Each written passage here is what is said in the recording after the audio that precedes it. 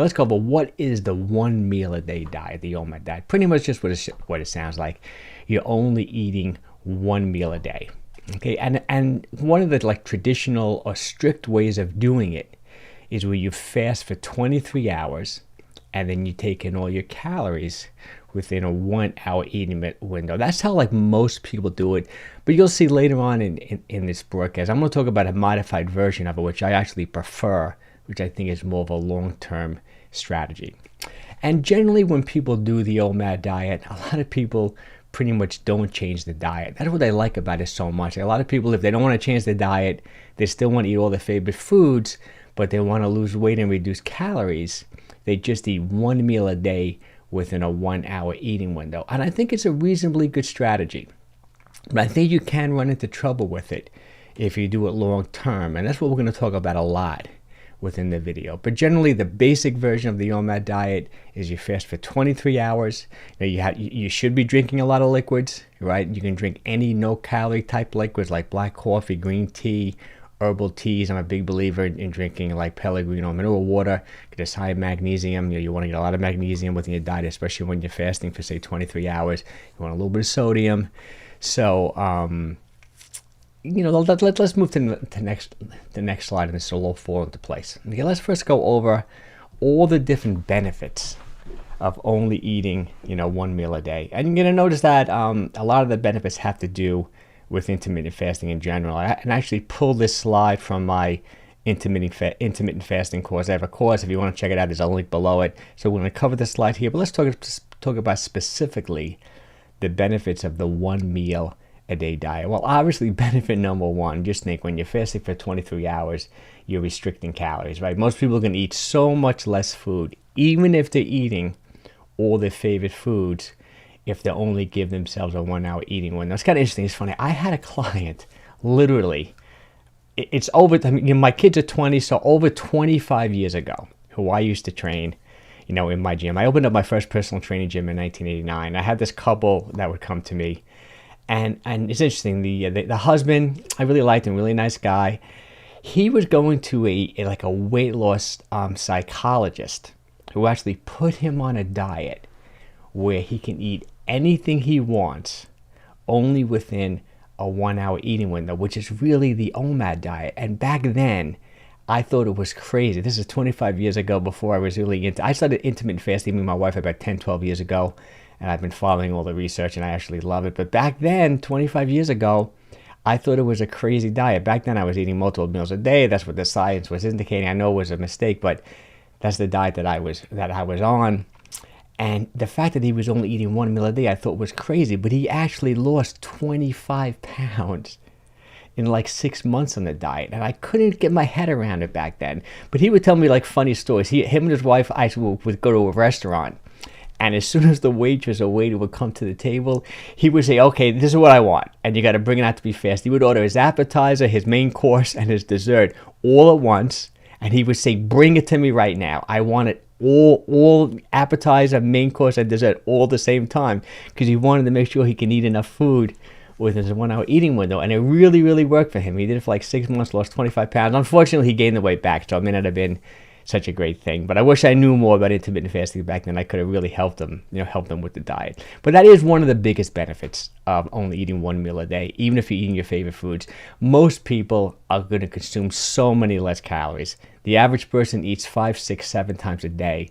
So if you're only eating 1 meal a day, you're going to lose weight and actually, I think, improve your health by only eating within a 1 hour eating window. Okay, secondly, there are multiple hormonal benefits of being in a fasted state. That's what we're gonna cover in the slide below here.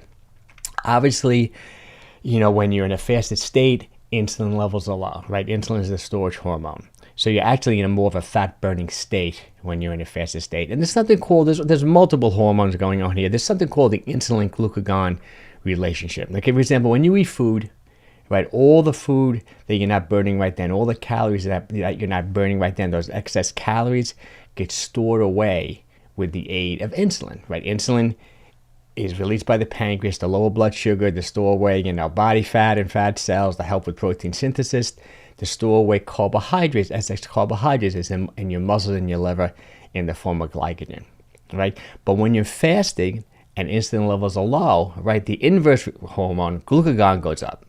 And glucagon is like the hormone that releases like fat from fat cells to be burned, with the help of other hormones as well, like hormone-sensitive lipase. It gets a little complicated, but it also helps release carbohydrates from the liver to be burned. So you're pretty much in an optimal fat-burning state when you're fasting, say, for 23 hours, or when you're in a fasting state when there's no food within your system. So the ideal like relationship to be in a fat-burning state is you want insulin low, glucagon high. See, unfortunately, when people are just eating multiple times during the day, it's the exact opposite, right? Insulin is high, glucagon is low, and it's really, really difficult for the body to burn body fat, or actually to lose weight when you have high insulin levels. And also, if you're out there, I think we got a few people here in the broadcast. Just give me a thumbs up, or just let me know if the sound's coming out good and you're hearing me okay. Just want to make sure everything is going well.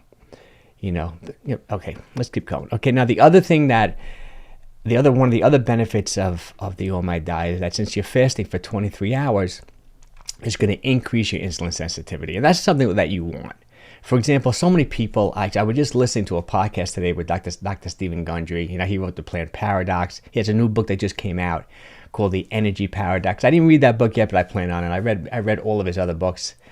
And he was saying that about 80% of the population is actually insulin resistant. What that means is that if you're just constantly overeating for extended periods of time, for say a decade, let's say you've been overweight for 10 years or longer, you've just been overeating for years, you eat a whole bunch of processed carbohydrates. What happens is that even though the body is producing, the pancreas is producing insulin, insulin is having a real difficult time doing its job, meaning that the cells are not responding to insulin. And that what leads to like metabolic syndrome and high blood pressure and high cholesterol and all these negative effects. So when you're in a fasted state and you're keeping insulin levels low, you're actually increasing your insulin sensitivity. So when you do eat, insulin can work properly. So that's one of the major benefits, in my opinion, of being in a fasted state. You're going to increase your insulin sensitivity. Another big benefit, just think about it. You're going to be burning up stored glycogen. You're burning up stored energy, like I spoke about earlier. All those excess carbohydrates are stored away in your muscles and your liver. See, your muscles and your liver can only hold so much, depending upon how big you are. Say your muscles can hold maybe 1,200 to 1,500 calories. Your liver can hold maybe 200 to 400 calories. And once your muscles and your liver are full with glycogen, any carbohydrates you eat then are going to be converted into body fat. It's going to rise your triglycerides, right? It's going to increase your cholesterol. So the whole idea is that when you're in a fasted state, what are you doing? You're depleting stored energy. You're burning body fat and you're lowering your glycogen stores. And that's, in my opinion, the key to controlling your weight. You never want your muscles and your liver to be full to the brim with carbohydrates. You want to deplete them and slightly fill them up. You want to deplete them and slightly fill them up. We're going to be talking about that more in the video. And also another big benefit of the Omad diet is it's a really easy diet to follow to lose weight, because you don't have to necessarily change your diet. Even though I'm going to want you to when we're going to talk about that later in the video. But you can still eat all your favorite foods. You only give yourself a 1 hour eating window. It's really, really simple if you look at it just like that. Don't change your diet, fast for 23 hours, and you're going to just consume so many less calories, and you're going to lose weight. Most people do really well on the Omad diet. I get like emails and DMs, private messages every single day, because I have a number of videos on the YouTube channel on the 1 meal a day diet. I'd say, Mike, I've been doing the Omad diet, for a year. I lost 30 pounds, I lost 40 pounds. But there's also some cons. I also get some emails occasionally saying, people like, Mike, I've been doing the Omad diet for a year, stopped working, I stopped losing weight, I'm actually gaining weight. And we're going to talk about that later in the video. Oh, Harry, Harry, thanks for coming. Let's see. So this is cool. So I'm posting this on Facebook, which is great. So we got a Facebook comment. Following your advice, my blood work is now where it should be. Keep up. Oh, that's great. Keep on broadcasting. I appreciate it, Harriet. Thanks for showing up and watching the video. I'm glad your blood work came back well. That's great. Okay, and let's just talk about, just quickly, let's go through these 10 benefits of intermittent fasting in general, because the Omad diet is a form of intermittent fasting. Now, but if you do the Omad diet every single day, I would call that like time-restricted eating. But if you do it intermittently, we would call it intermittent fasting, I mean, if you don't do it every single day. And I do think that's a better approach, which we're going to talk about later. Okay, so some of the benefits of intermittent fasting are, you're going to lose weight. You're going to lose weight and burn fat, right? You're going to increase your insulin sensitivity, like we spoke about. Actually, research has shown that it lowers blood pressure. It actually increases human growth hormone, the counter-regulatory hormones. That's why when you lose weight with fasting, some people feel like you're going to lose muscle mass or it's going to slow down your metabolism, but it's not necessarily true. There have been animal and human studies both that have shown that human growth hormone actually increases when you're in a fasted state, which is going to help you maintain muscle mass, right? And it can prevent your metabolism from slowing down. So that's another benefit. Another benefit is it lowers triglycerides, like we spoke about. When you're burning up stored calories, when you're keeping your glycogen levels relatively on the low side, you're not going to be increasing your triglycerides. You're actually going to lower them, because excess carbohydrates in your diet is what increases triglycerides, not necessarily fat like people used to think years ago, right? It upregulates autophagy. Autophagy is like the cell cleansing. When weak and damaged organelles get recycled within the body. That's one of the benefits of fasting. Kind of hard to say when autophagy is upregulated at the most, but anything, once you start fasting, beyond 14, 15, 16 hours, you should get an increase in autophagy. But autophagy is somewhat of a never-ending process. It's always happening throughout your body all the time. Like exercise, fasting, and just eating really well can actually upregulate autophagy. There are other studies that have shown that fasting can actually reduce your cancer risk. It definitely reduces inflammation all throughout the body. And there have been some studies, specifically more animal studies, that shows that it really does increase longevity. Okay, so let's go over to the next slide. Let's go over the best practices. Like, what's the best way to do a 23-1, like a traditional type fast? Okay, in my opinion, I think it's a really good short-term strategy. Meaning that I don't think you should be doing like the 1 meal a day diet with only a 1 hour eating window for extended periods of time. I think you can do it for a few weeks, a few months. It depends on how many calories you're taking in. And if you notice that I highlighted these in yellow. See what happened when you start losing weight. Let's say you're doing a Omad diet every single day, okay, and you're into it like a few months, right? See, and you lost weight. Whenever you lose weight, your metabolism is going to slow down. It's the way of survival. You're smaller. You don't need as many calories to survive. It just makes sense. And it's called metabolic adaptation. The problem is that if you're restricting calories, like extremely, like beyond, say, 1,000 calories, let's say you're in a calorie deficit of 1,000, 1,500 calories, below your maintenance calories for months on end, you can over-exaggerate this metabolic adaptation. And unfortunately, your metabolism may slow down even too much. So you have to keep an eye on that. Like if you're doing 21-3, which is like the real strict way of doing the Omad diet, you really do have to keep an eye on how many calories you're eating if you're doing it every day. That's what you'll see in the next slide. I kind of prefer the Omad diet long term is if you do it more intermittently. Well, one day you do it, one day you don't. So the days you don't do it, you're upping your calories, you're cycling calories already. So keep that in mind, that if you're doing the 23-1, the strict version of the Omad diet, make sure you're taking in enough calories. The next thing is protein. I find that it is really difficult to take in enough protein when you're only eating 1 meal a day within a 1 hour eating window. See, my recommendation is like 0.9 grams per pound of lean body weight. Like if you're 150 pounds, 20% body fat, you want 110, 120 grams of protein a day. Every 4 ounces of chicken, fish, and meat are 25 grams of protein. So most people don't take in enough protein, in my opinion, when they're only giving themselves a 1 hour eating window. See, it's okay if you're doing it intermittently. Say you're doing the Omad diet once, 2, 3 times a week, then you can up your protein on the other day. But if you're doing the 23-1, really try to keep your protein up. You may want to have like a 16-ounce piece of fish or something like that if you're doing it. So keep that in mind. The other two things that concerns me a little bit if you're doing the Omad diet every single day for months on end for extended periods of time is taking in enough potassium and taking in enough magnesium. Just general nutrition. The adequate intake of potassium is well over 4,000 milligrams. Just to give you an example, a banana, 100 calories, only has 400 milligrams of potassium. Just think about how many bananas you have to eat to get an adequate amount of potassium. When you're only giving yourself a 1 hour eating window, most people are low on potassium, right? Also, same thing with magnesium. You need 400 milligrams of magnesium a day. I find hard to get magnesium in the diet.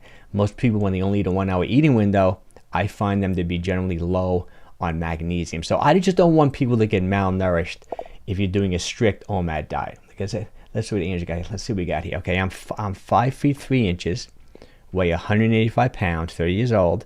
I want to lose 40 pounds quickly and healthily. When should a 1 hour eating window be? It can really be any time during the day. Any time that fits into your lifestyle, I think, is ideal. But I'd probably rather, when I get to my next slide, which is like a modified version. Hey, Angel, how you doing? A modified version of the OMAD diet. I'd probably rather you do that, but I think you can pick any hour that works. I mean, when I do the OMAD diet, I generally do it on Sundays. And, me and my wife, before the pandemic, now the pandemic is almost over, we're vaccinated, we're going to start doing it again. We get together on a Sunday, and I would do like a 2 hour eating window, have a big feast meal with my brother and friends and my parents. I actually loved it. So I would fast all day. I would do a 2 hour fasted walk in the morning, have a big feasting meal. But I think you can do it any single day. Hey Andy. Hey, Andy's here too. Hey Andy, thanks for stopping in. I appreciate it. Okay, so I would say I love the OMAD diet, but I would say it's an excellent long-term strategy if you do it intermittently. Meaning that you do it once, twice, 2 times a week, even once a week. But if you do it every single day for months on end, just be aware of what I discussed about before. Be aware about your metabolic adaptation. Be aware of like reducing calories too much for too long. Be aware on how much protein you're taking in, potassium, magnesium. Just be aware of proper nutrition. Okay? And I also find that most people, like I discussed earlier, love the OMAD diet because they can eat anything they want.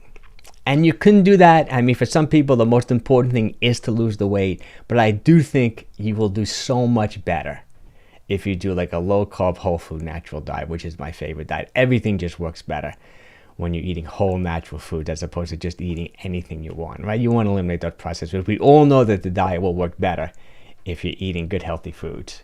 Great to see the new format. Oh, this is great. Thanks, Ed. I appreciate it. It sounds good. Oh, that's great. I appreciate it. I've been working on this live setup. Hopefully, it's coming across too. And I'm also broadcasting on Facebook and YouTube at the same time, which is kind of exciting for me.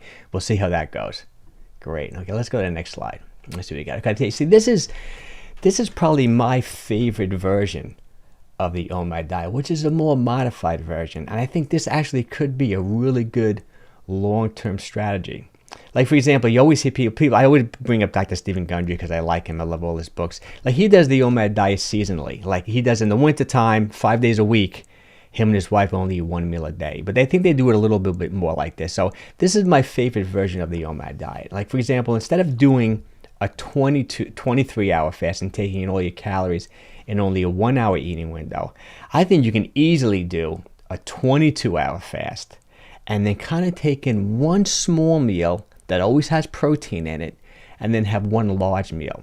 And I think this will still keep you in a reasonable calorie deficit.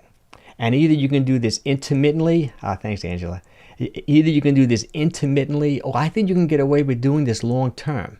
Like, for example, if someone emails me or someone contacts me and says, Mike, I've been doing the OMAD diet 23-1 for 6 months, I lost 20-30 pounds, and all of a sudden I stopped losing weight, I would say, you know what, the first thing I would want you to do is maybe start counting calories just to see how many calories you're eating.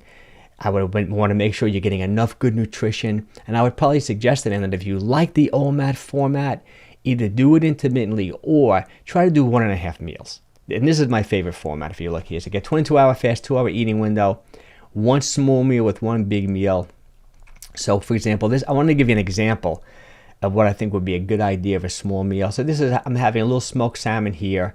I have about 6 ounces here with maybe about 35 grams of protein, a little avocado, getting a little bit of potassium there. We all need, like, avocados are really high in potassium, some good fiber, some strawberries, some low fiber, fruits, low sugar type fruits, get a little good nutrition there, a little vitamin C. I also have some almonds, some salted almonds, because you do want to keep your sodium up. Some salted almonds on top. This is a nice like small meal you can have maybe in the first like 15-20 minutes of your 2 hour eating window.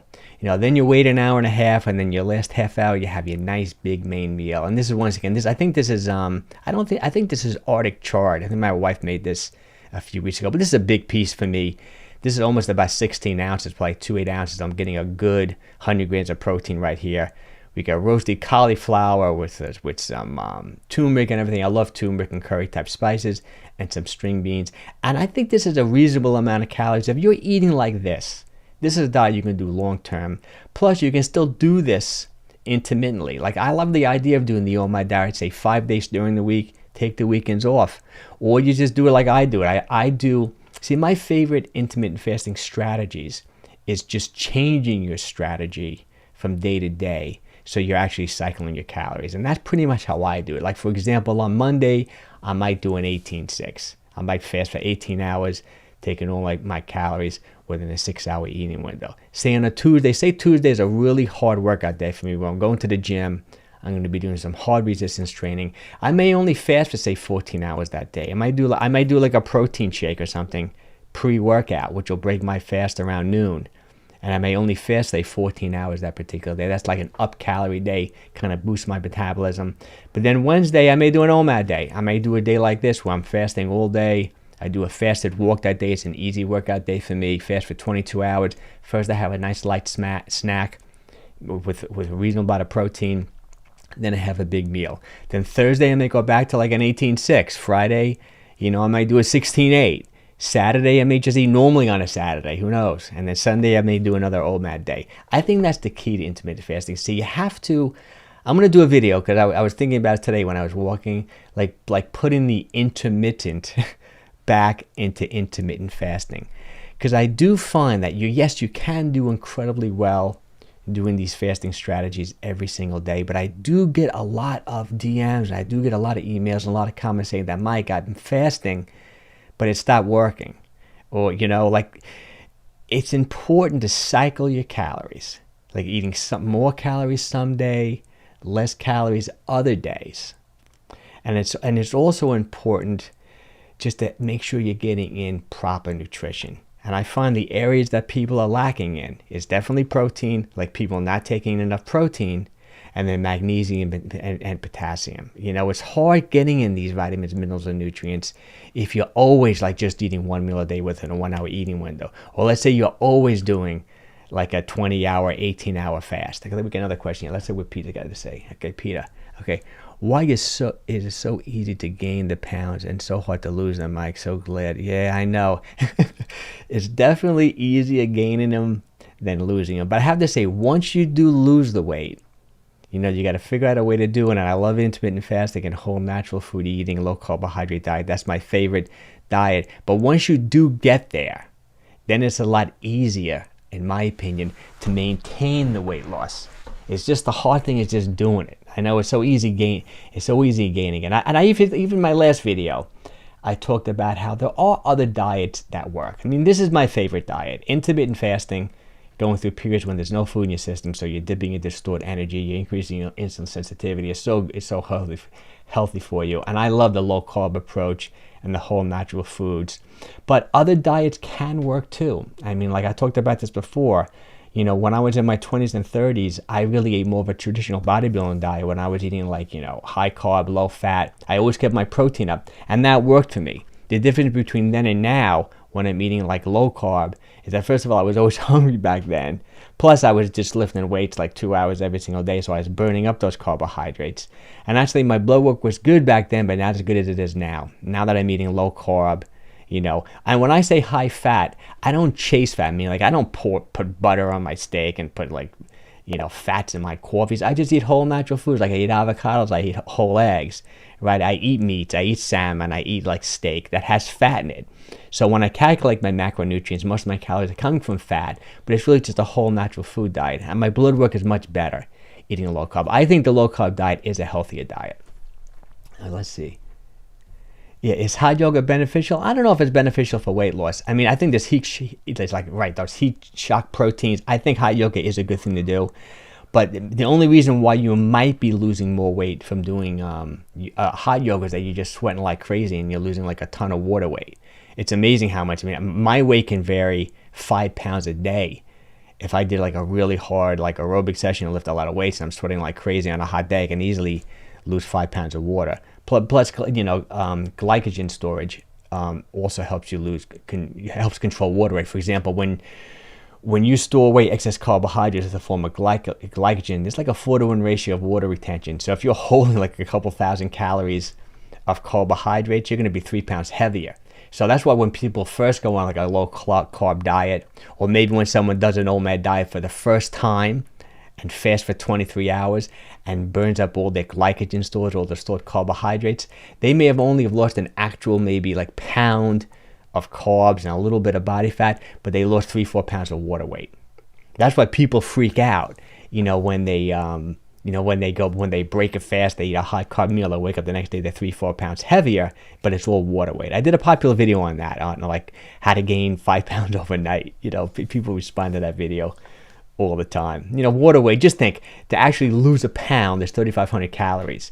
So if you wake up one day and you're 3 pounds heavier, you'd have to eat 10,000 calories. You know what I mean? It's like a banana is 100 calories. Just think how many bananas you have to eat to really gain 3-4 pounds. So when you fluctuate in weight, it's mostly water weight from day to day.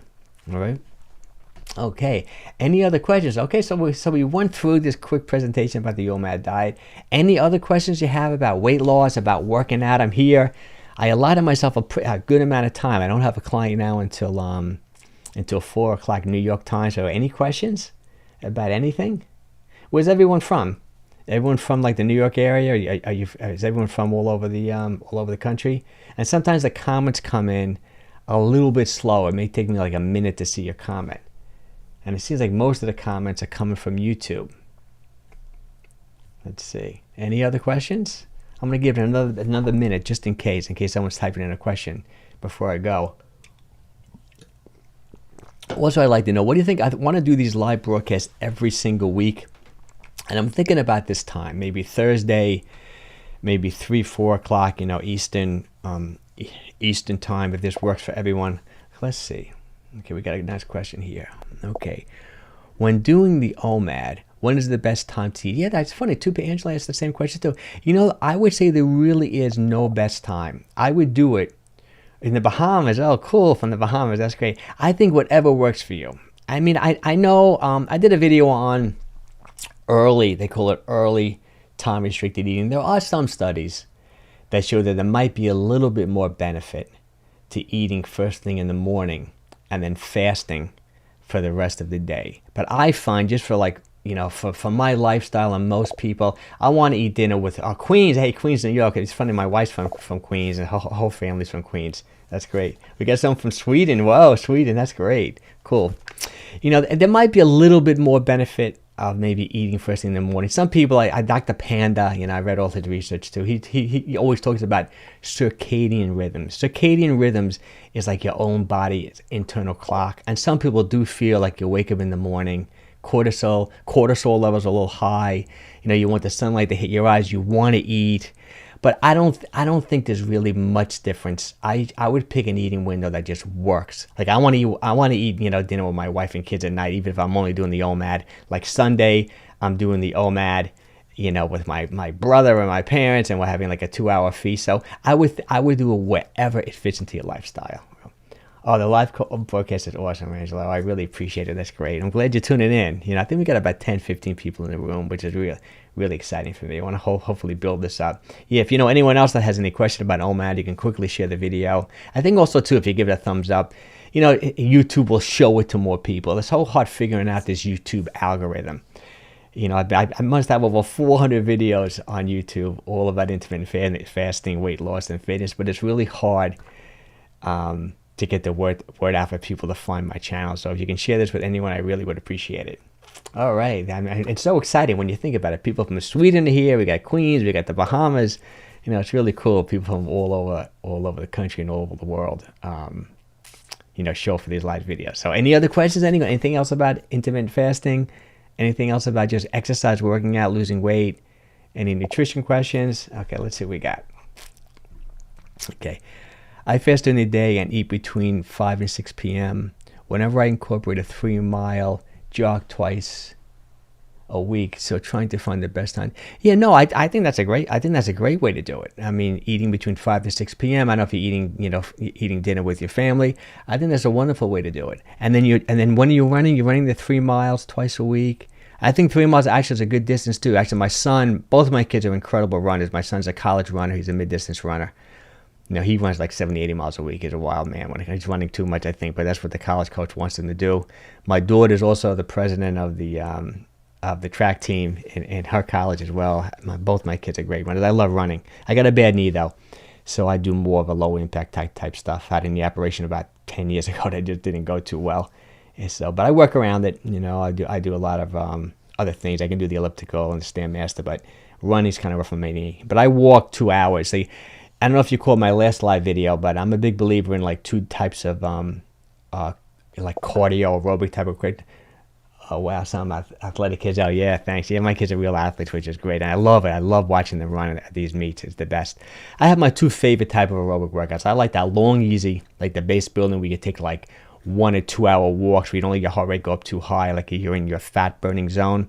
And then I like that short, more intense interval type training where you spike your heart rate for like 30 seconds and let yourself recover, and you do short, hard, high intensity type workouts, and that only lasts maybe 10, 15 minutes long. And that's kind of how I do my aerobics. I'll do maybe 2 of those a week, and then I'll do 2 long, maybe 2 hour walks, maybe 2 or 3 times a week, and then I slip in my resistance training in between, because it's important, especially when it comes to just restricting calories, like with this Omad diet.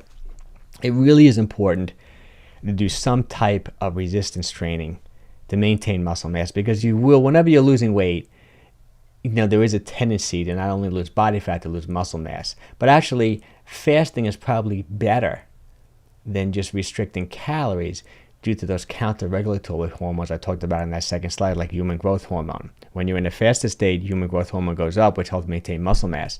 If you're just restricting calories and not necessarily working out, you could potentially, in my opinion, lose more muscle mass as opposed to when you're fasting. So I think fasting really is a better option when it comes to restricting calories and maintaining muscle mass for sure. There's one of my favorite intermittent fasting studies where I talk about all the time, where they took weightlifters. Okay, they took 2 groups of weightlifters, and first of all, they had them eat the same exact diet, same macro, same amount of protein, same amount of fat, same amount of carbohydrates, and also the same amount of calories. And they split them up in 2 groups. Okay, one group ate more in a traditional way. They had like a 12-hour eating window. They had breakfast, lunch, and dinner spread out like 8 o'clock, 12, noon, maybe 6 p.m. And then the other group, though, ate the same 3 meals, but only in like a 6-hour eating window.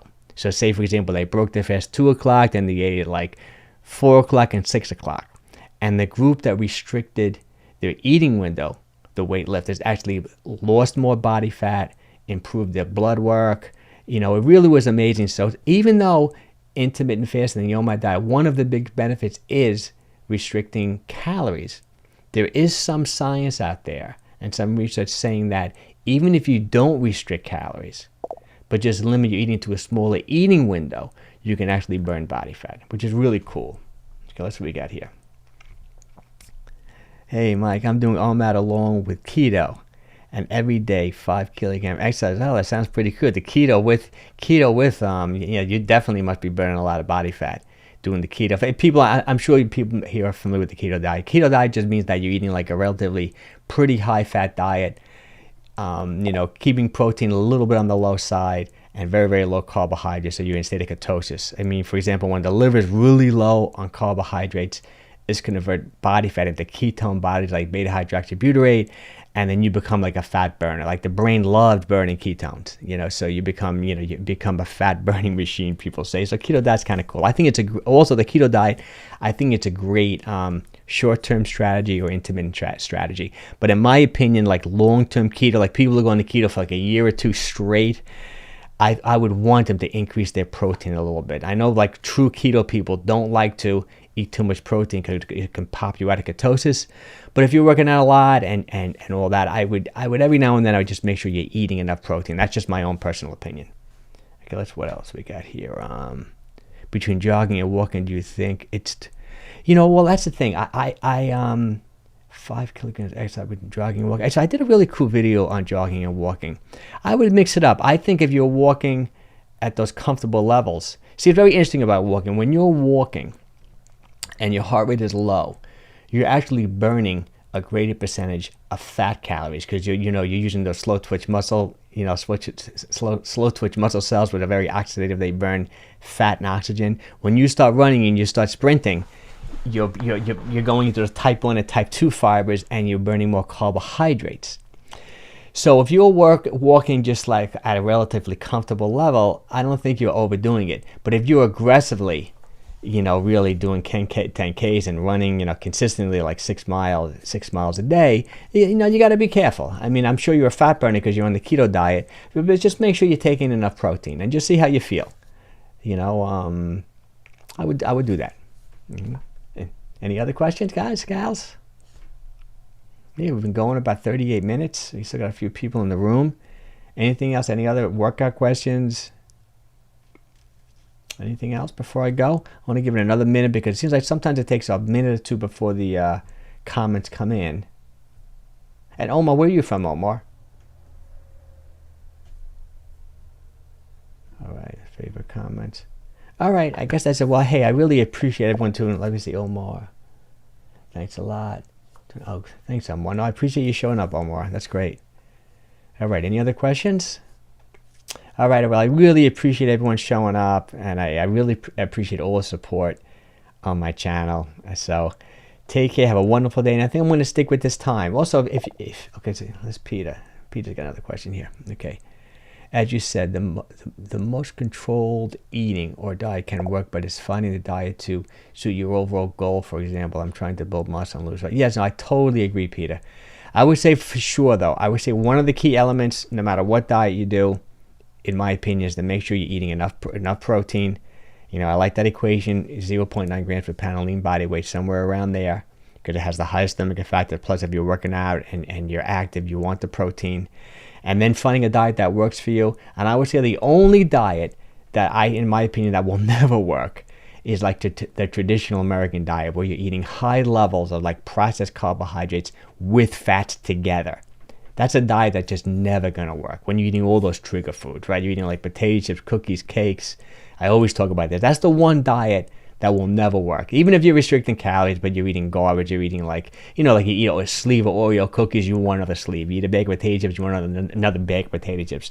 These trigger foods that the food manufacturers spend tons of money creating, these foods that don't satisfy you, that you eat them, you just can't stop eating them. You can't mix high levels of fat and carbs together.